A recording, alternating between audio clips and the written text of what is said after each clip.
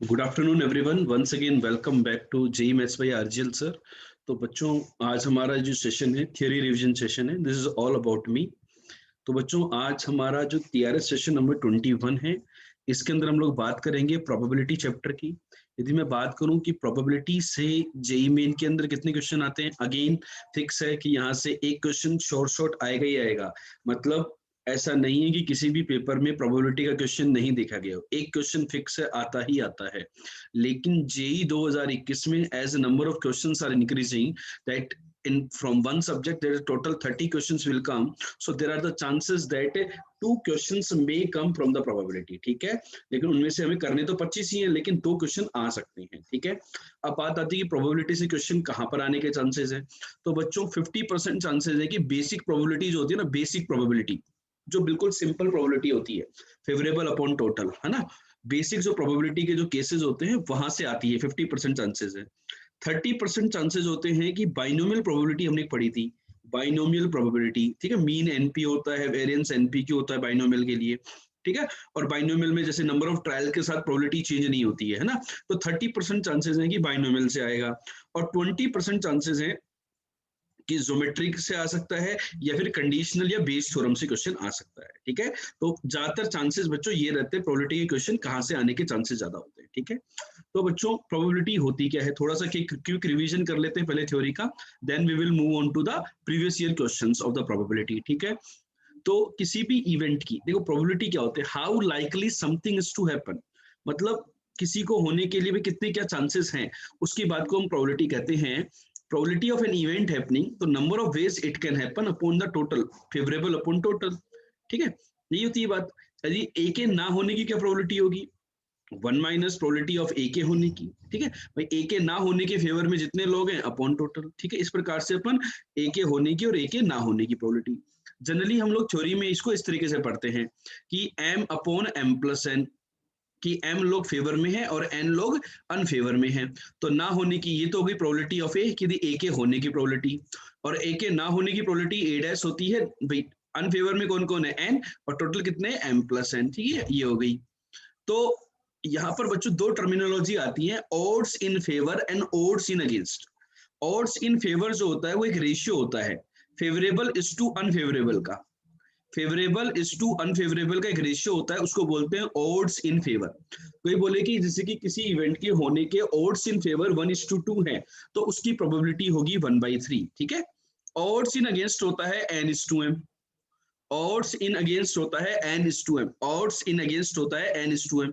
जैसे किसी इवेंट के ऑड्स इन अगेंस्ट दिया हुआ है 1:3, तो उसके होने की प्रोबेबिलिटी 3/4 हो जाएगी भाई। होना ऑड्स अगेंस्ट क्या होता है, अनफेवर इज टू फेवरेबल। ठीक है, ये रेशियोज होते हैं। तो देखो बच्चों, यदि मैं प्रोबेबिलिटी लाइन की बात करूं, तो प्रोबेबिलिटी लाइन क्या कहती है, जैसे मैंने आपको 3 एग्जांपल लिए यहाँ पर, इस द सन विल राइज, ये सर्टेन इवेंट है, ये तो होना ही होना है, तो इसकी प्रोबेबिलिटी कितनी है, 1। ठीक है, जैसे कि कॉइन को टॉस किया तो हेड टेल आएगा, तो हेड आने की प्रोबेबिलिटी हाफ हो गई। मोर अनलाइकली कैसे होगा, इम्पॉसिबल इवेंट की दो डाइस को रोल किया और बोला गया कि सम जो है वो 14 आ जाए, दो डाइस को रोल करने पे मैक्सिमम सम कितना आ सकता है, 12 आ सकता है, तो सम 14 आ ही नहीं सकता हमारा। बात समझ में आ रही है बात, तो उसकी प्रोबेबिलिटी कितनी होगी, 0। तो प्रोबेबिलिटी लाइन जो होती है क्या कहती है, प्रोबेबिलिटी जो होती है किसी भी इवेंट की, वो 0 से 1 की तरफ जाती है।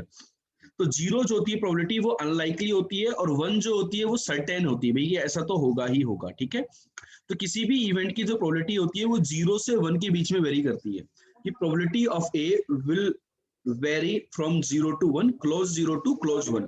1 होगी तो मतलब सर्टेन इवेंट हो गया, 0 हो गई तो इम्पॉसिबल इवेंट हो गया। ठीक है, क्लियर। तो बच्चों यहाँ पे कुछ इंपोर्टेंट टर्मिनोलॉजीज आती हैं प्रोबेबिलिटी को समझने के लिए, उन सब टर्मिनोलॉजीज को एक बार थोड़ा सा देख लेते हैं। रैंडम एक्सपेरिमेंट, एन एक्शन और operating result in 2 or more outcomes, है ना।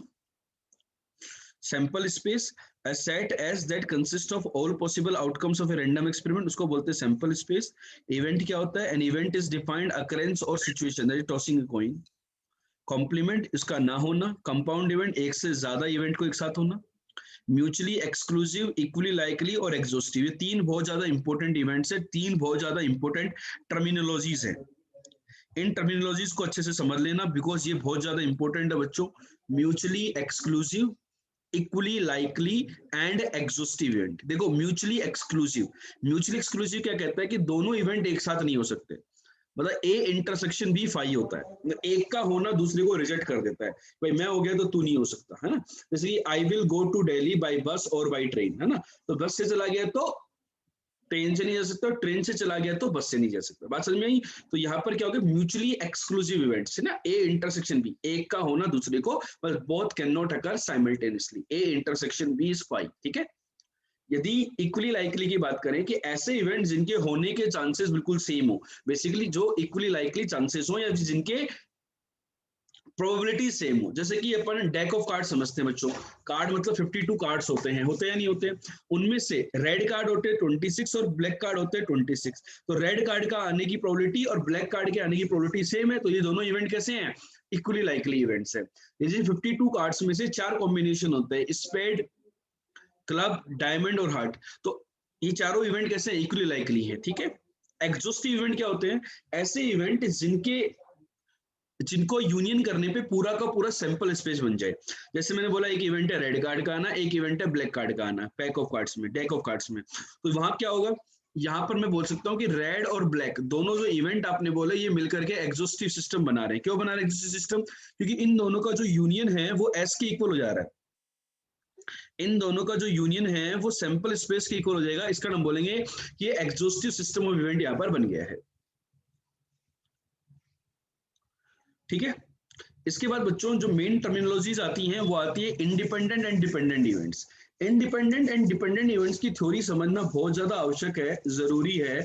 उसका सिंपल सा रीजन क्या है इंडिपेंडेंट और डिपेंडेंट इवेंट की थ्योरी को समझने के लिए, देखो बेटा, independent events are not affected by the previous event, मतलब जो प्रीवियस इवेंट थे उनसे अफेक्ट नहीं होते हैं, ठीक है, ये बहुत ज्यादा इंपॉर्टेंट कॉन्सेप्ट है।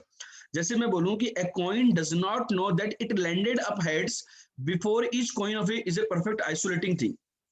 पहले क्या आया, कोइन को टॉस किया तो पहले क्या आया, उससे कोई फर्क पड़ेगा क्या भाई, तो देखिए क्या इंडिपेंडेंट ट्रायल्स है भाई, आगे आने वाले पिछले वाले पे कोई भी डिपेंडेंसी नहीं है, इसको बोलते हैं इंडिपेंडेंट इवेंट। लेकिन लेट से मैं दूसरा एग्जांपल कंसीडर करता हूं कि मेरे पास एक बैग के अंदर कुछ मार्बल्स थे कलर्ड वाइज, है ना, यदि आपने एक मार्बल निकाल लिया, ठीक है, निकाल लिया आपने एक मार्बल, अब क्या होगा, एक मार्बल निकाल लिया, अब बचे हुए में से दूसरा मार्बल निकालोगे तो इस बात पे डिपेंड करेगा कि नहीं करेगा पहले वाला आपने कौन सा निकाला, भाई वो क्वांटिटी क्या हो जाएगी, कम हो जाएगी कि नहीं हो जाएगी। इस कारण यहाँ पर इस प्रकार के जो इवेंट होते हैं डिपेंडेंट होते हैं। और इंडिपेंडेंसी और डिपेंडेंसी को चेक करने का सिंपल मैथमेटिकल फॉर्मूला भी है, two events are said to be independent if probability of A intersection B, probability of A intersection B is equal to probability of A into probability of B। Simple सी बात है बच्चों, इसको बोलते हैं pairwise independent. क्या बोलते हैं, पेयर वाइज इंडिपेंडेंट, कि two events are said to be independent if probability of A intersection B। यदि आप थ्योरेटिकली आइडिया नहीं लगा पा रहे हो तो मैथमेटिकली आइडिया लगा सकते हो। तीन इवेंट होते हैं तो टोटल 4 कंडीशन होंगी, तीन इवेंट बोला जाए कि एबीसी 3 इवेंट है जो कि पेयर वाइज इंडिपेंडेंट है, तो एबीसी 3 इवेंट है तो आपको एक कंडीशन ये चेक करनी है, बी और सी इंडिपेंडेंट होने चाहिए, सी और ए इंडिपेंडेंट होने चाहिए, और एबीसी तीनों इंडिपेंडेंट होने चाहिए, एबीसी।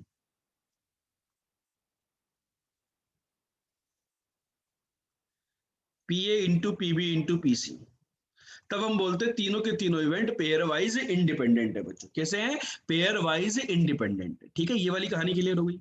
चलें आगे।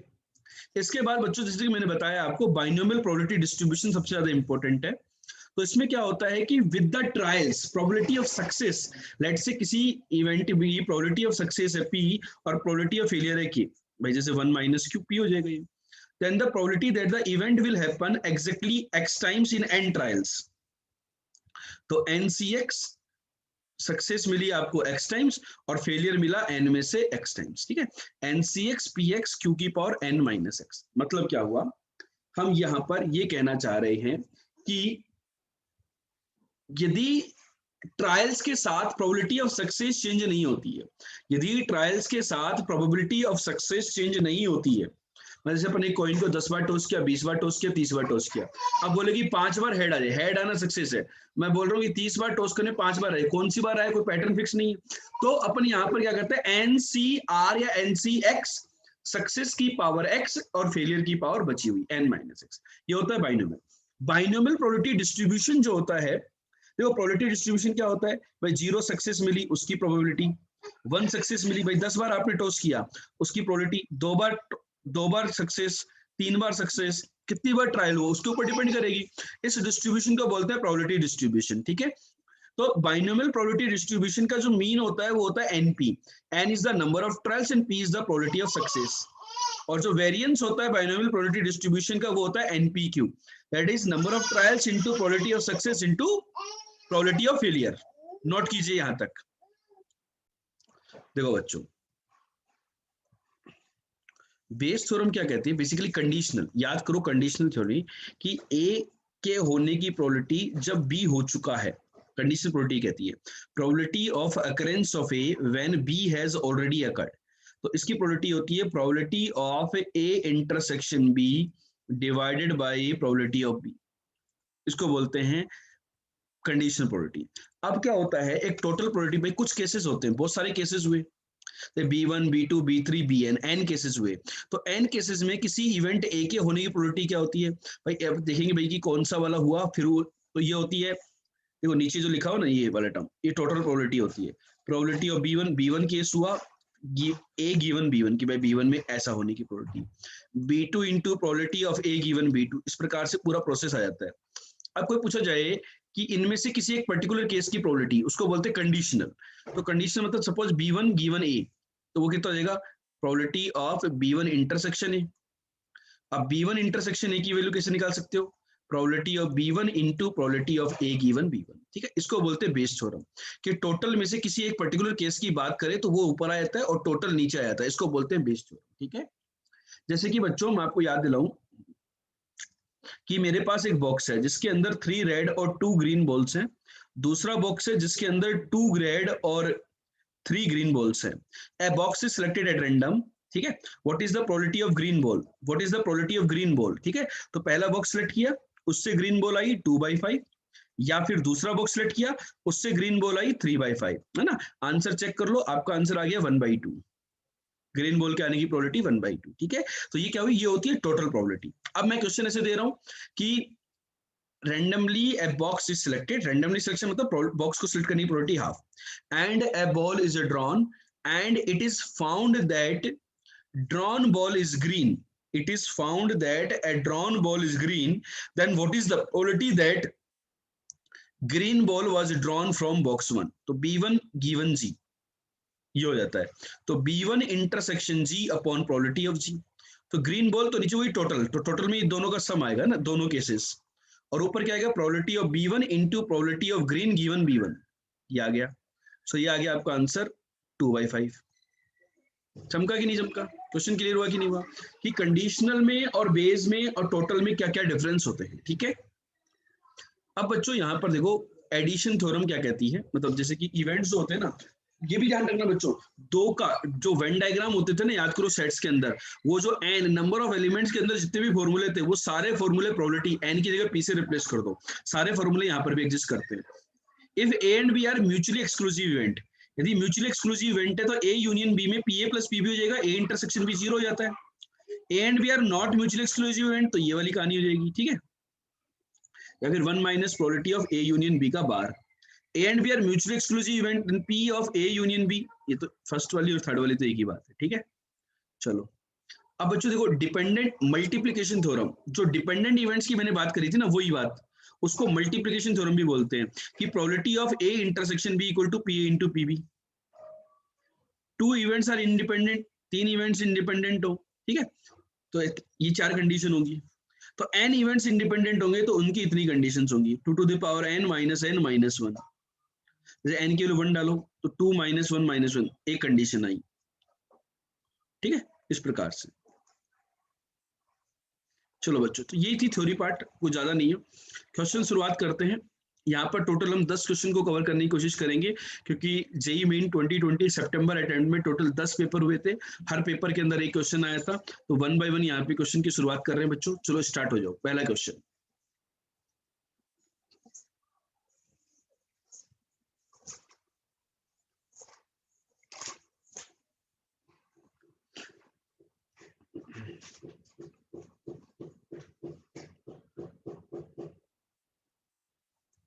तीन इवेंट है, तो तीन इवेंट है तो A union B union C का फॉर्मूला चेक करो, आता है कि नहीं आता।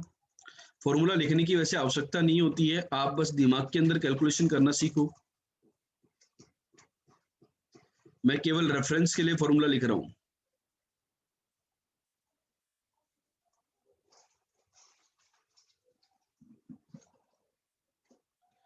इसमें डेटा पुट कर दो सारा का सारा। A union B union C alpha, probability of A 0.6, probability of B 0.4, probability of C 0.5। A intersection भी दिया है क्या? ए इंटरसेक्शन भी नहीं दिया। ए यूनियन बी दिया है, ए यूनियन बी से ए इंटरसेक्शन भी निकाल सकते हैं। Probability of A plus probability of B minus probability of A intersection B. ठीक है, दिस इज 0.8, 0.6, 0.4, तो ये कितना आ गया? 0.2 आ गया बेसिकली ना, 0.2 कैलकुलेट किया है ना 0.2, तो माइनस का 0.2। B intersection C is beta, C intersection is 0.3 and this is 0.2। इससे ये गया अल्फा प्लस बीटा 1.2 आ गया। चेक करके बताओ बच्चों, ये कहानी आपकी आ रही कि नहीं आ रही है, कुछ और आ रही है? जल्दी बताओ मेरे को, आंसर बताइए। आप तो फाइनल आंसर क्या है आपका, जल्दी से बताइए।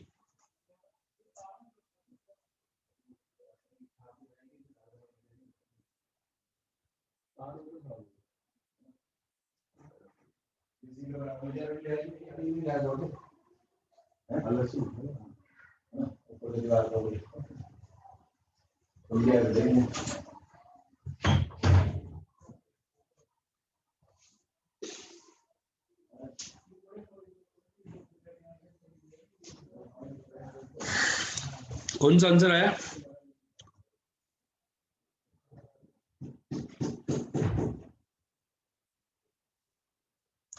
बी। ठीक है, B is correct. Alpha plus beta आ गया 1.2। अल्फा की रेंज दी हुई है आपको 0.85 से 0.95, तो beta is what? 1.2 minus alpha. तो बीटा की रेंज ज्यादा माइनस करोगे तो लोएस्ट मिलेगा 0.25, और लोएस्ट माइनस करोगे तो मैक्सिमम मिलेगा 0.35। तो 0.25 से 0.35, that is B option. Clear है? तो बच्चों इजी कैटेगरी का क्वेश्चन था, जस्ट एक फॉर्मूले का एप्लीकेशन था, हाँ या नहीं? आप देखना ज्यादातर क्वेश्चन आप बोलोगे 10 में से सर की 9 से 10 क्वेश्चन इजी ही है, कोई भी डिफिकल्ट नहीं है। ठीक है, चलो दूसरा क्वेश्चन चलते हैं, जल्दी से सोल्व करके बताओ।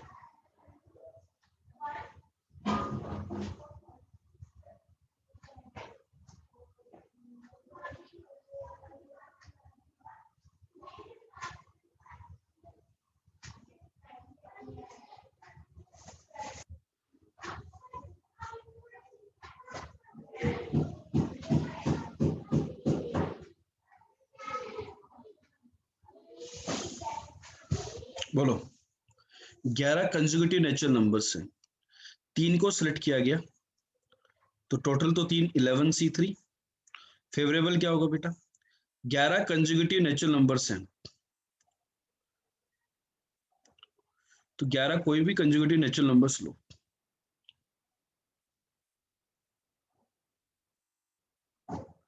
पांच ओड 6 इवन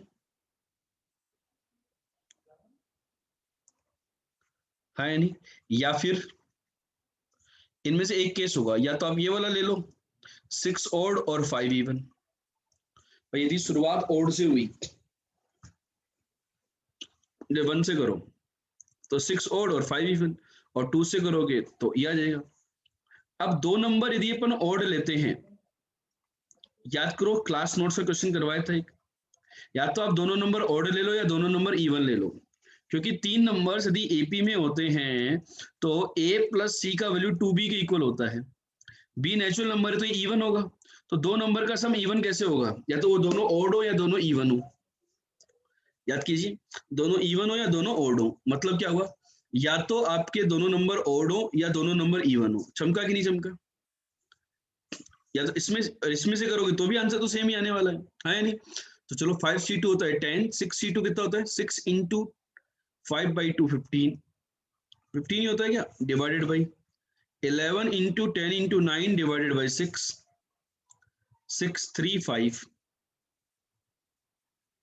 25 बाई 33 इंटू 5, तो आंसर इज 5/33। चमका कि नहीं चमका, एक बच्चे का आंसर आ भी गया यहाँ पर 5/33। क्लियर हुआ।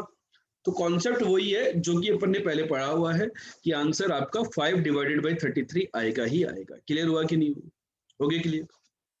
चलूं आगे चलूं, कोई डाउट कोई समस्या, ठीक है चलो। 5 सितंबर 2020 को सेकंड शिफ्ट में क्वेश्चन पूछा गया था। इस प्रकार के जो क्वेश्चन है वो 2 से 3 बार आ गए हैं, मतलब कई बार आ गए हैं और मल्टीपल टाइम्स आ गए हैं, है ना। एटलीस्ट 1 की प्रोबेबिलिटी बाइनोमियल प्रोबेबिलिटी डिस्ट्रीब्यूशन में। चलो इसको ट्राई कीजिए।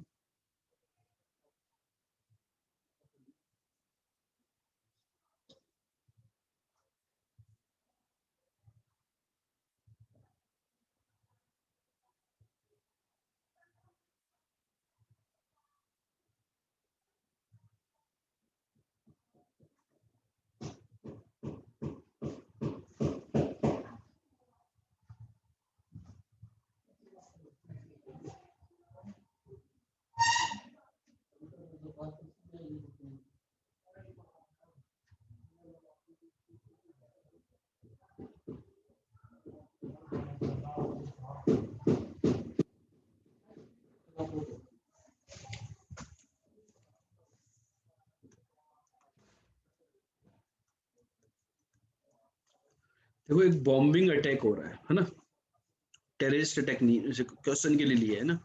There are the 50% chance that a bomb will hit the target. At least 2 independent hits are required to destroy the target completely. मतलब कम से कम 2 इवेंट चाहिए ही चाहिए। Then the minimum number of bombs, मान लेते हैं n bombs है, that must be dropped to ensure that there is at least 99% chances of completing the destroy the target. मतलब probability of destroying the target, probability of destroying the target is greater than equal to 99%, मतलब 99/100। अब probability कैसे destroy होगी, कम से कम n में से जो n bomb हम डाल रहे हैं उनमें से कम 2 बॉम्ब वहां पे डलने चाहिए। तो 1 minus probability that not destroyed, not destroyed the target. तो प्रोबेबिलिटी ऑफ नॉट डिस्ट्रॉइंग की प्रोबेबिलिटी मतलब नॉट डिस्ट्रॉयड, इसकी जो प्रोबेबिलिटी होगी वो लेस देन इक्वल टू 1/100 आ गई। अब वो टारगेट हिट डिस्ट्रॉय कब नहीं होगा, जब n में से 0 हिट हुए हो। अब प्रोबेबिलिटी हिट करने की प्रोबेबिलिटी है हाफ और हिट ना करने की प्रोबेबिलिटी भी है हाफ। तो p की पावर 0 भाई 0 बार हिट हुआ और q की पावर n हिट नहीं हुआ, या एक बार हिट हुआ हो 2 बार हिट होगा तो काम बन ही जाएगा, this is less than equal to 1/100। बात चमकी कि नहीं चमकी? तो q की पावर 1/2 की पावर n, ये भी 1/2 की पावर n, ये भी 1/2 की पावर n, nc0 1 होता है और nc1 n होता है, this is less than equal to 1/100। अब बच्चों बताओ, तो n की मिनिमम वैल्यू पूछी है, तो बताओ n की वैल्यू क्या आएगी?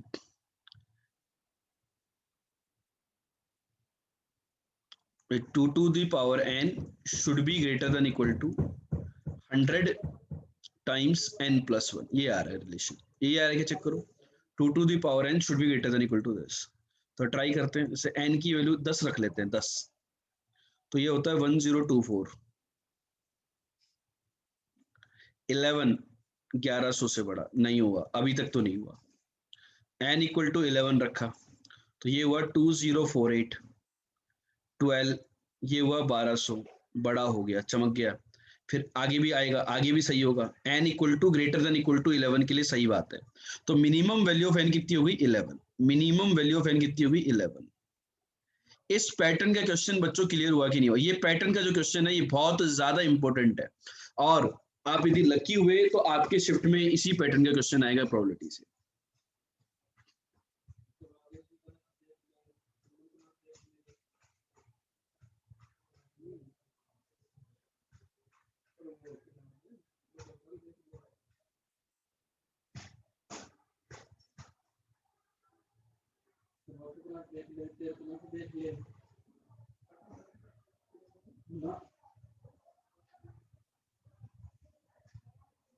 ठीक है, चलो अगला क्वेश्चन ये है, चलो सोल्व करो।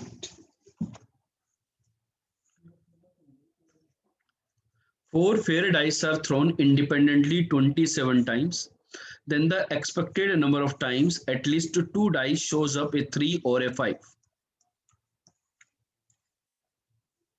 क्या आंसर होगा?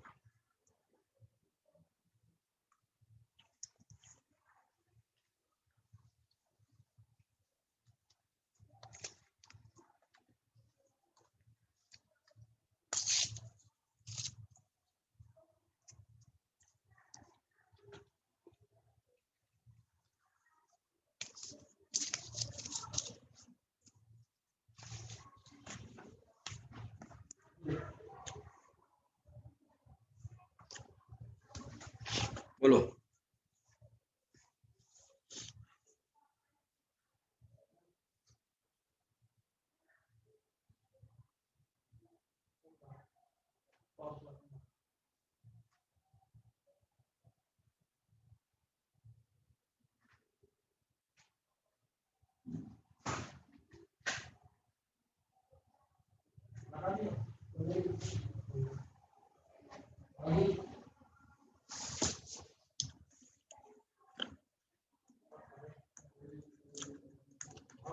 Four fair dice are thrown independently.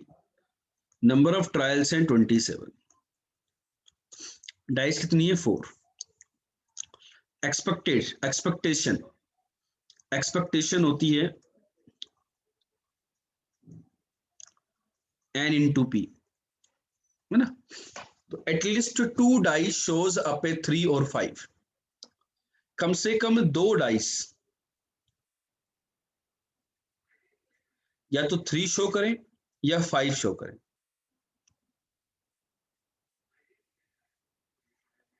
तो देखो 4 डाइस थ्रो करी इंडिपेंडेंटली, तो मतलब 4 में से कोई भी दो,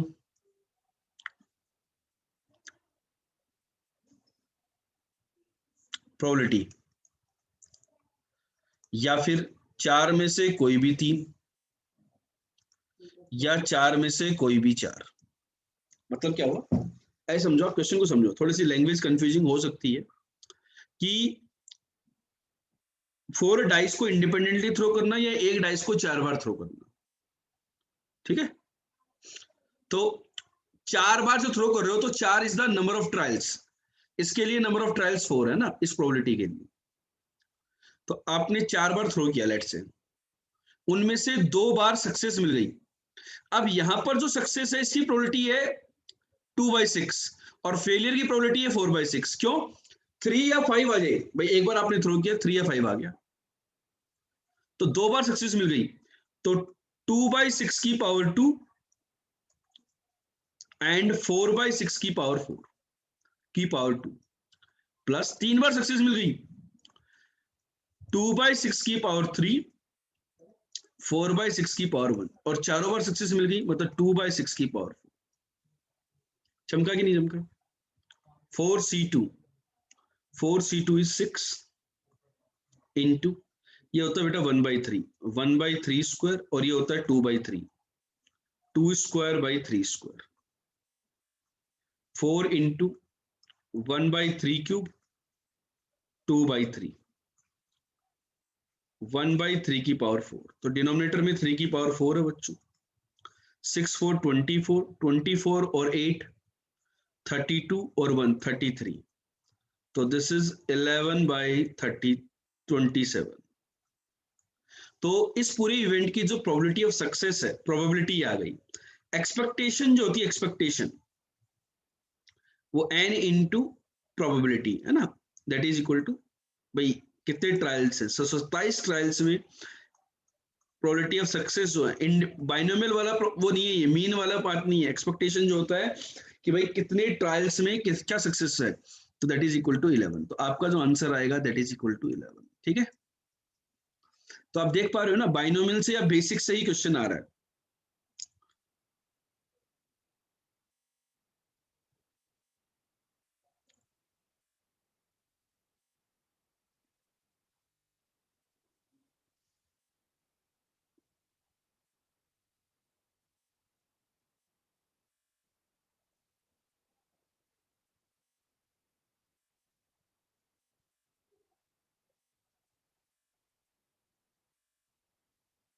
क्लियर हुआ? आंसर आया कि नहीं आया?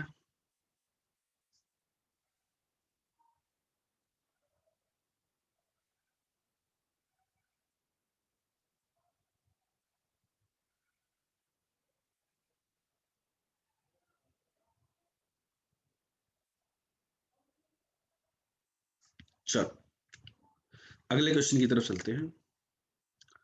ये 4 सितंबर को सेकंड शिफ्ट का क्वेश्चन है प्यारे बच्चों, सभी बच्चे सोल्व करें इसको।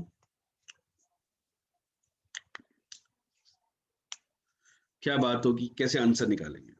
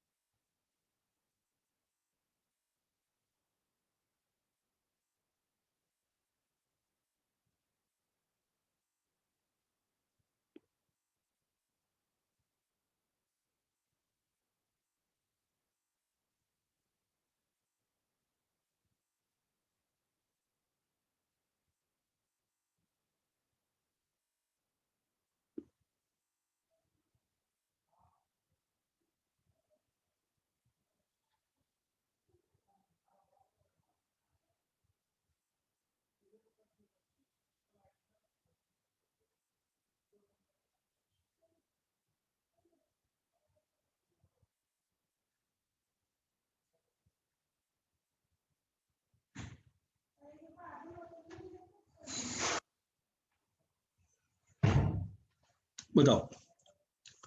दो गेम है बच्चों, ऐसे क्वेश्चन भी बच्चों क्लास नोट्स के अंदर अपन ने कर रहे हैं बहुत सारे क्वेश्चंस। एक डाइस को थ्रो करते हैं, पहले ए करता है बाद में बी करता है, तो एक इनफाइनाइट प्रोसेस है। ए जीत गया, गेम खत्म। ए हार गया तो ए क्या चाहेगा कि बी भी हार जाए और फिर ए जीत जाए। ए हार गया, बी हार गया, ए हार गया, फिर बी हार गया, फिर ए जीत जाए। इस प्रकार का एक इनफाइनाइट प्रोसेस चलेगा ए को जीतने के लिए। अब ए कैसे जीत रहा है, जब 6 आ रहा है तो 6 आने की प्रोबेबिलिटी कितनी, 1 5 5 1 2 4 4 2 और 3 3, 6 ऐसे आ सकता है। तो ए के जितनी प्रोबेबिलिटी है 5/36 और बी के जितनी प्रोबेबिलिटी 7, 7 कैसे आएगा, 1 6 6 1 2 5 5 2 3 4 4 3, दैट इज 6/36। एक बार चेक करके बता दो बच्चों, यही आ रहा है डेटा। तो प्रोबेबिलिटी ऑफ ए इज 5/36। ए के ना जीतने की प्रोबेबिलिटी 31/36। बी के हारने की प्रोबेबिलिटी देखो ये 1/6 है, दैट इज 5/6। अब ए के जीतने की 5/36। एक बार कैलकुलेशन चेक कर लेना बेटा, वही 31/36 इंटू 5/6, इसका स्क्वायर इंटू 5/36। इस प्रकार का एक प्रोसेस चलता रहेगा। तो this is a infinite GP whose first term is this and the common ratio is this. एक बार चेक करो बेटा, यही आ रहा है क्या?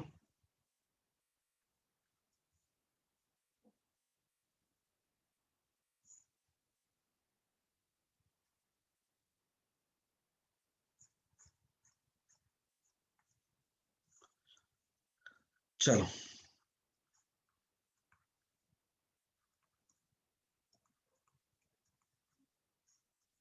36 6 जा कितना होता है?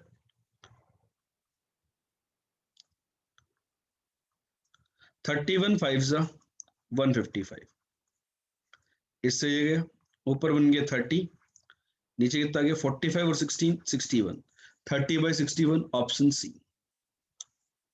क्लियर हुआ क्या? तो ये इनफाइनाइट प्रोसेस है, प्रोबेबिलिटी सिंपल, लेकिन इनफाइनाइट प्रोसेस वाला क्वेश्चन है। इसी में बी की प्रोबेबिलिटी बोल देता तो शुरुआत कैसे करते? बी ए हार जाता, क्योंकि जो प्रोसेस है गेम खेलने का वो शुरुआत ए कर रहा है, तो ए हार जाता बी जीत जाता, ऐसे चलते फिर, या 1 माइनस दिस। चल अगला क्वेश्चन।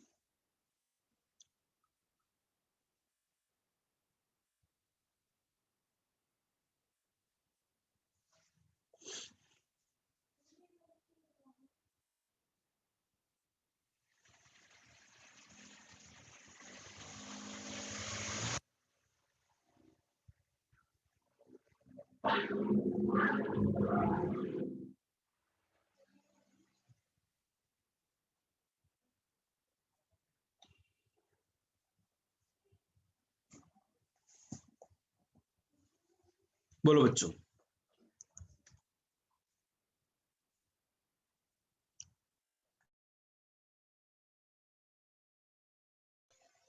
हाँ भाई बच्चों, बताओ इस क्वेश्चन में क्या होगा? The probability of man hitting a target is 1/10। The least number of shots required, मान लेते हैं कि n शॉट्स हैं, so that probability of his hitting the target at least 1। वही क्वेश्चन आगे देखो, probability of hitting at least once is greater than equal to 1/4। तो मतलब 1 minus no hit, no hit मतलब इसकी पावर 0, सॉरी हिट करने की प्रोबेबिलिटी 1/10 थी ना, और 9/10 की power n is greater than equal to 1/4, यही आएगा बच्चों। तो 9/10 की power n is less than equal to 3/4। Check करके बताओ यही आएगा। 3/4 होती है 0.75, तो जैसे n इक्वल टू 1 नहीं चलेगा, 0.9 जो होगा वो 0.375 से छोटा नहीं होगा। n इक्वल टू 2 पर 0.9 का स्क्वायर करेंगे तो 0.81 आएगा, that is less than equal to 0.7 नहीं हुआ। बताओ n की वैल्यू बताओ। n इक्वल टू 3 पर 0.81 को यदि 0.9 से मल्टीप्लाई करोगे तो 9 क्यूब कितना होता है, देखो आप देखो 729, तो यह 0.729 is less than equal to 0.75। हाँ सही बात है। तो आगे वैल्यू कम होता जाएगा, आगे वैल्यू कम होता जाएगा, तो यहाँ पर सोल्व करने पर basically n should be greater then और इक्वल टू 3। ये आपका आंसर आया। हमें पूछा लिस्ट n, तो कितना हो जाएगा n की वैल्यू 3, आपका आंसर आ गया 3।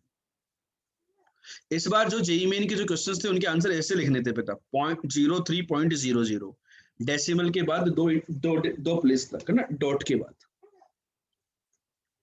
क्लियर हुआ क्या क्वेश्चन? किसी को डाउट कोई कंफ्यूजन तो जल्दी से बताओ मेरे को, फटाफट से बताओ बच्चों।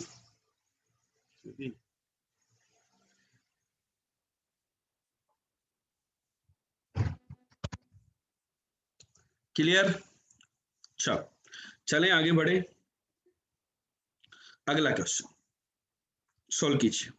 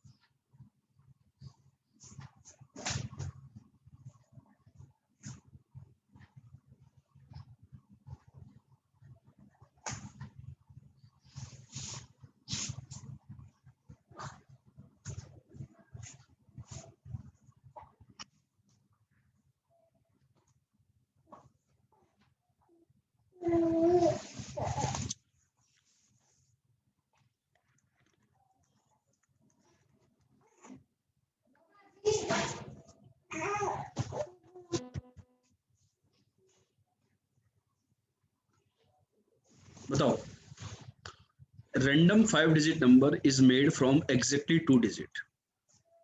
5 digit number, रिपीटेशन के लिए कुछ बोला नहीं है, तो यहाँ पर तो 9 आएगा, 9 वेज से फिल कर, 0 नहीं आ सकता, बाकी प्लेसेस को 10 10 10 वेज से, तो टोटल कितने हुए, 9 इंटू 10⁴, ये तो हो गए टोटल। अब एग्जैक्टली 2 डिजिट से बने नंबर, तो एग्जैक्टली 2 डिजिट से बने,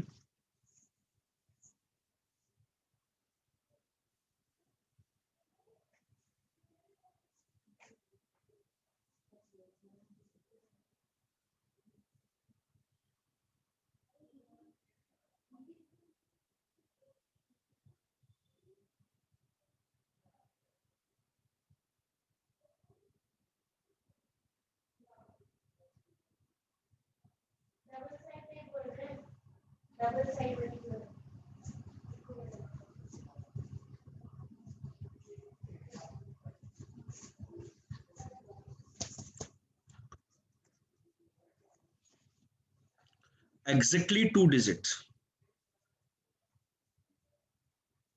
तो दोनों non zero, both non zero. तो बेटा देखो ऐसे समझो, 5 प्लेसेस है, दोनों नॉन जीरो, तो क्या होगा, हर प्लेस को फिल करने के दो दो तरीके, लेकिन क्या होगा, 9 डिजिट में से कोई भी 2 डिजिट सेट करी, और हर प्लेस को 2 इंटू 2 इंटू 2 2⁵, लेकिन -2 मैपिंग वाले केसेस में याद करो, जैसे 2 नंबर लिए अपन ने, 2 नंबर को अपने को 5 पोजीशन पे फिल करने हैं, तो भाई एक के पास 2 ऑप्शन, भाई ऐसे समझो 5 पोजीशन है और 2 नंबर हैं, तो हर के पास दो तरीके, इसके पास भी 2, लेकिन सारे के सारे इससे हो गए तो, और सारे के सारे 2 से हो गए तो 2 केस माइनस करने पड़ेंगे, ठीक है।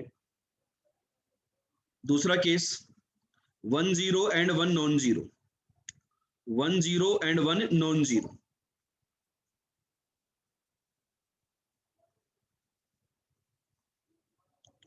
One zero and 1 non zero, तो क्या होगा भाई, जीरो वाला जो नंबर है वो यहां तो आएगा नहीं। अब आपको ये 5 प्लेसेस हैं, 1 2 3 4 5, इनको 0 और 1 से करनी है, तो इस वाले पे तो फिक्स हो गया भाई, एक ही तरीका है। तो अब क्या करेंगे अपन भाई, 9 में से कोई भी एक डिजिट ले ली नॉन जीरो के लिए, अब यहां पर तो 0 आ गया, बाकी की प्लेसेस पे तो 2 इंटू 4 2⁴, इसमें से एक केस माइनस करना होगा, क्यों भाई, यहाँ पहले वाले पे 1 आ गया और बाकी सब पे 0 या 1, तो बाकी सारे भी यदि 0 1 से हो गए तो सारे केस में रिपीटेशन हो गया, नहीं हो गया भाई, सब के सब 1 हो गया, एग्जैक्टली 2 डिजिट का केस नहीं आएगा। तो जो फेवरेबल है बेसिकली उसकी वैल्यू आ रही है 9C2, 9 into 8/2, that is 36 into 30, plus this is 9 into 15 divided by total, total is 9 into 10⁴, 9 से उड़ा दो बेटा, 4 9 गया, तो 120 और 15 135, डिवाइडेड बाई 10⁴। तो कौन सा आंसर आया? डी आंसर आया। क्लियर हुआ कि नहीं हुआ?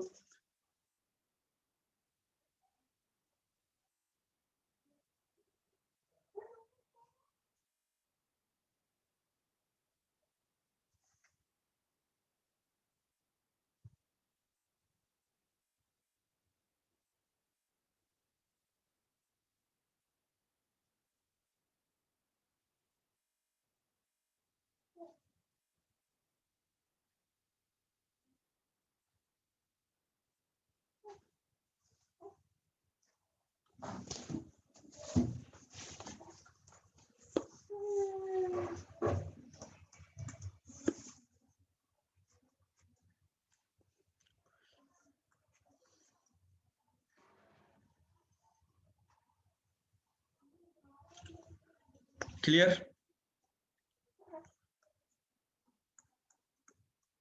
चलें आगे।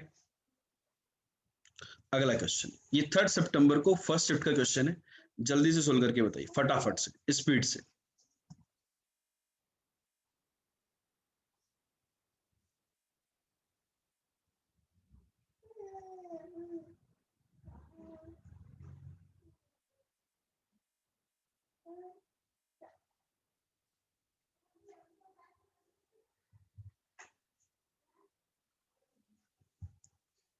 A dice is thrown 2 times and the sum of the scores appearing on the dice is observed to be a multiple of 4। तो एक इवेंट है, सम is multiple of 4।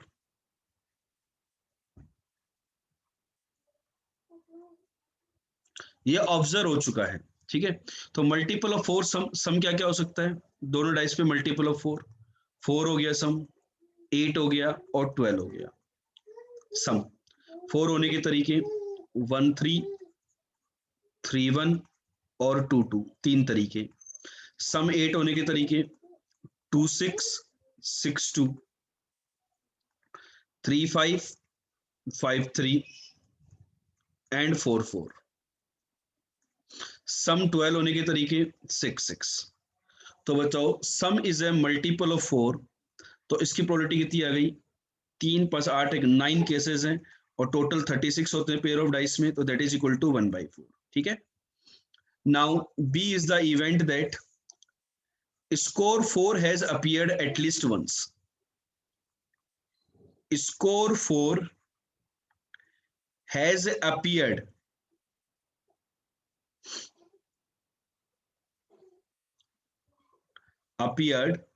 at least once, कम से कम एक बार आया। इसका मतलब क्या हुआ? ये होता है 1 4, 2 4, 3 4, 4 4, 5 4, 6 4, फिर 4 1, 4 2, 4 3, 4 4 आ चुका है पहले ही, 5 4 एंड 6 4। टोटल कितने केसेस? 11 केसेस। तो इस बात की यदि मैं प्रोबेबिलिटी देखूं, प्रोबेबिलिटी ऑफ बी, तो वो 11/36 होगी। लेकिन मेरे को प्रोबेबिलिटी ऑफ बी कोई काम की नहीं है, मुझे प्रोबेबिलिटी ऑफ बी में कोई इंटरेस्ट नहीं है, बिकॉज क्वेश्चन को आप पढ़ो, क्या बोला गया है? Conditional probability that score 4 has appeared at least once, मतलब probability of B given A हो चुका है, तो क्या होगा? Probability of B intersection A upon probability of A. तो प्रोबेबिलिटी ऑफ ए की रिक्वायरमेंट थी, वो तो आ गई 1/4। Probability of B intersection A, इसका मतलब क्या हुआ? चाहो तो अपन इसको एक काम करो, 9/36 पुट कर दो ना।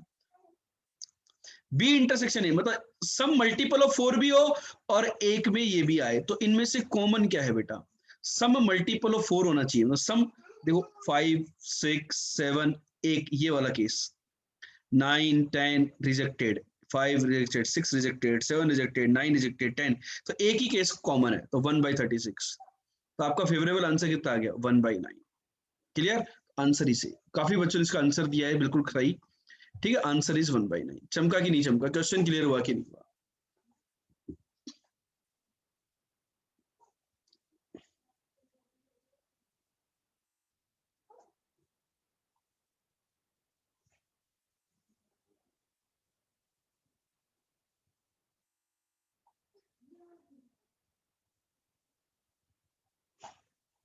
चलें आगे बढ़े। चल 2 सितंबर का सेकंड शिफ्ट का क्वेश्चन है।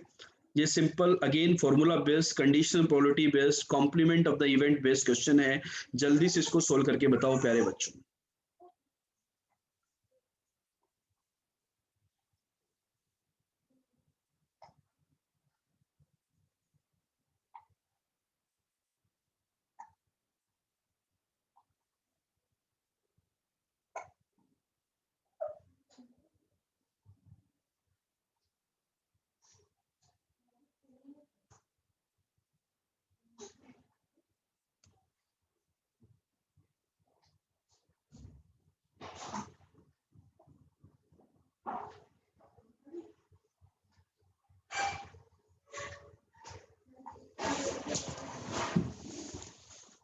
क्या होगा?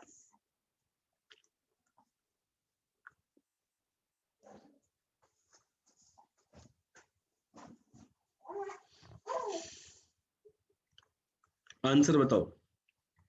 E2 complement intersection E3 complement given E one, मतलब ये दोनों का इंटरसेक्शन गिवन इवन क्या होता है? ये probability of E2 dash intersection E3 dash intersection E1 upon probability of E1।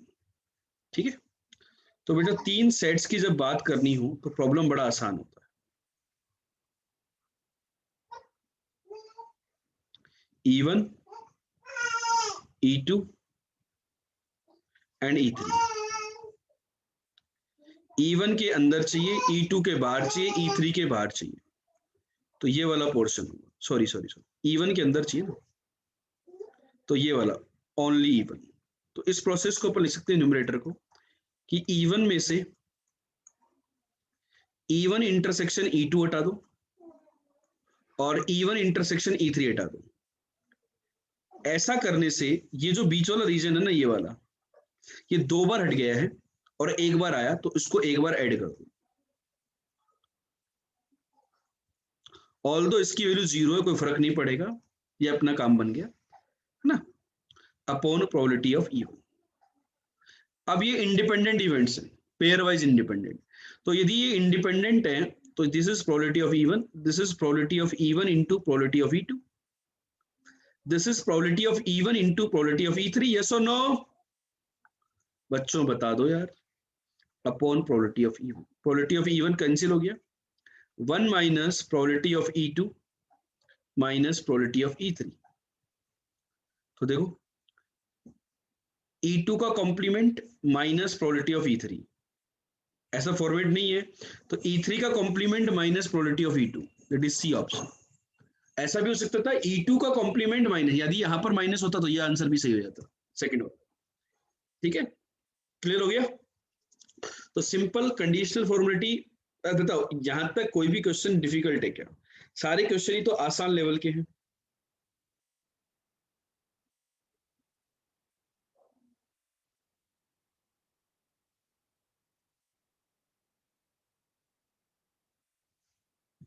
चलो नेक्स्ट बताइए क्या होगा। This is the last question of the session.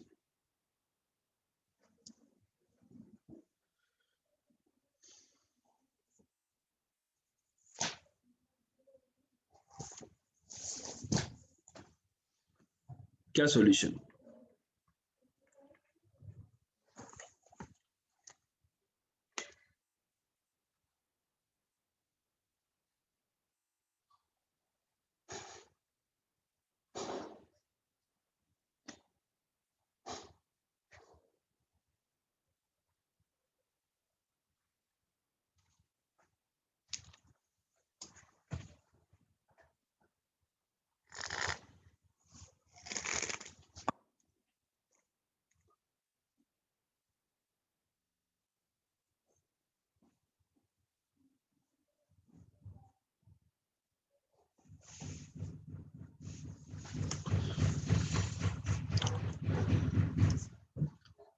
Box 1 में बेटा 30 कार्ड है, 1 to 30, और बॉक्स 2 में 31 से 50। A box is selected at random, मतलब बॉक्स को सिलेक्ट करने की प्रोबेबिलिटी हाफ हाफ होगी, है ना। B1 denote the selection of box 1, B2 denote the selection of box 2. The number of the card is found to be a non-prime number.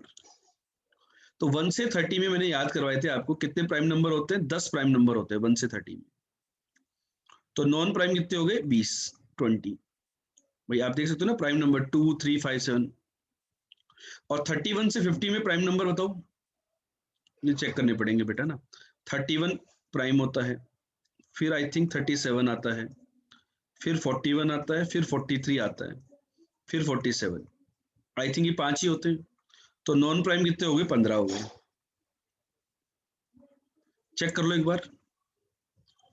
तो probability that the card was drawn from box 1 and it is found to be non prime. Box 1 से आया, given that non prime. तो box 1 से आया 1/2 and non prime हो, box 1 से non prime 20/30। सभी प्यारे बच्चे आंसर बताओ। नीचे आएगा नॉन प्राइम 1/2 इंटू 20/30, या बॉक्स 2 से आया और नॉन प्राइम हो मतलब 15/20। चेक करो, 1/2 से 1/2 तो उड़ गया, 2/3 अपॉन 2/3 प्लस, है ना, 2/3, 3/4।